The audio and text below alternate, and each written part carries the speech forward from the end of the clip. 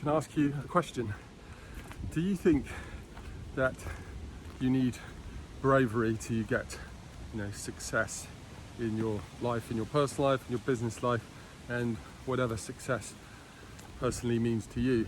In my personal opinion, all of the successes, small ones and bigger ones, that I have been able to have in my life, and I'm glad to say there are at least some, and most of those successes have come about as a result of me taking myself out of my comfort zone and putting myself into a position that moves me towards that particular objective. Now, it's not to say that you, I, and the rest of us don't get serendipitous moments where positive successes seem to just fall in our laps, but I would suggest that even when that does happen, it's probably as a result of some earlier proactive action that you may have taken.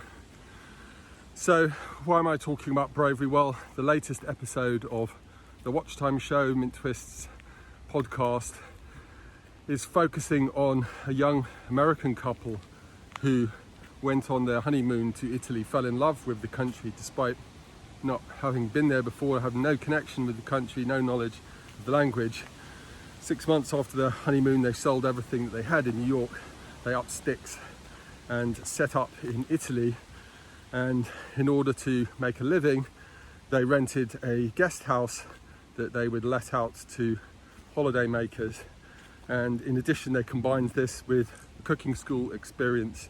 Jason was a qualified and is a qualified chef. So in the latest episode of Watch Time, we hear from Ashley the story of this young couple and the important part that being brave enough to take that step into the unknown, to risk everything to take yourself towards that goal.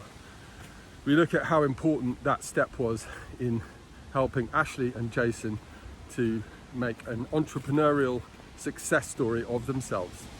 Check it out in the notes below.